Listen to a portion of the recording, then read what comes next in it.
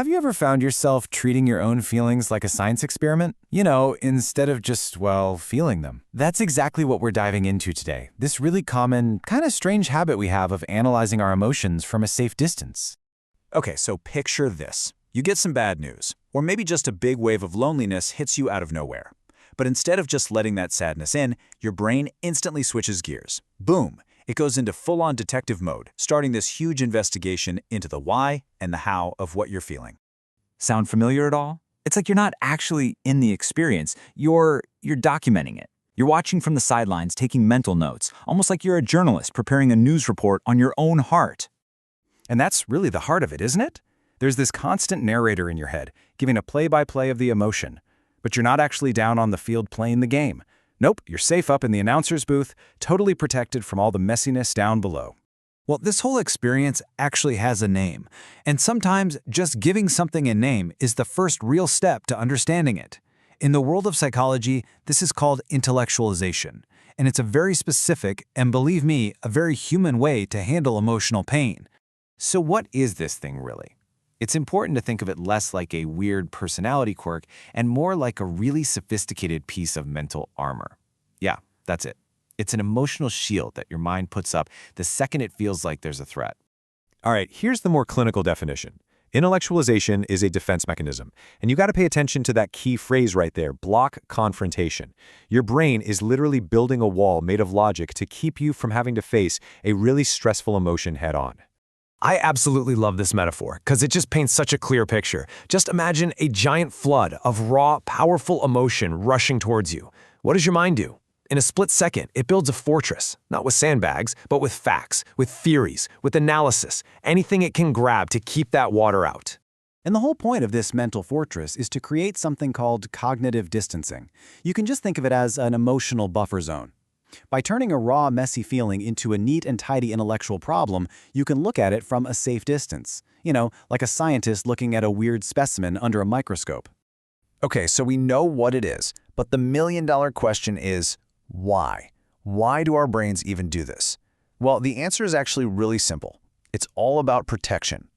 At its core, it's about avoiding being completely and totally overwhelmed. For some of us, maybe because of stuff that's happened in the past, really intense emotions can feel like a legitimate threat to our survival. So intellectualization is basically your brain pulling the emergency brake.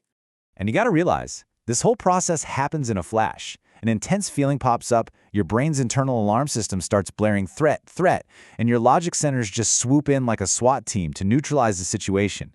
And the result? The feeling gets contained and studied, but it never really gets felt.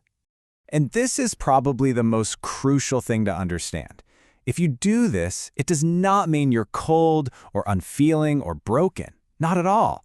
It actually means you have a highly effective survival strategy that your brain came up with to keep you safe. It's a sign of your resilience, not a flaw.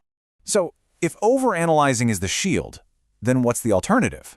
Is the answer just to throw the shield away and face the flood? No, not really. It's more about learning a new skill. The art of self-soothing. It's about learning how to become your own safe harbor. And this leads us to a really powerful idea, emotional autonomy. What is that? It's the ability to just sit with your own discomfort, to manage your feelings from the inside without that immediate, desperate need to analyze them away or go find some external data to make you feel okay. When you see it laid out like this, the difference is just crystal clear, isn't it? Emotional shielding is all about looking outward, analyzing the pain to keep it at arm's length. Emotional autonomy, though, is about looking inward. It's about finding calm and learning how to connect with your feelings in a way that actually feels safe. So where does all this leave us? The journey isn't about choosing your head or your heart. It's not a battle. It's about getting them to work together, to find some harmony, to finally have a conversation instead of a war. So let's just quickly recap the big takeaways here. First, remember that intellectualization is a shield, not a flaw. Second, its whole purpose is to protect you from feelings that seem too big to handle. The way forward is to start building that emotional autonomy. And finally, and this is the most important part, the goal is always balance, not to shut down your logical brain. And this is the thought I really want to leave you with. Nobody is asking you to get rid of your brilliant analytical mind. The real challenge is learning how to create enough safety inside yourself so that you can let a feeling in without getting swept away by it.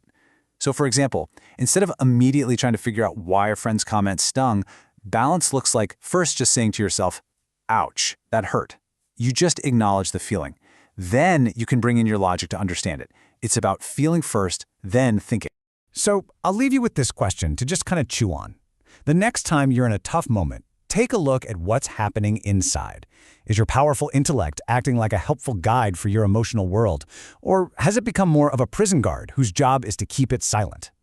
The answer to that question really holds the key to a much deeper connection with yourself.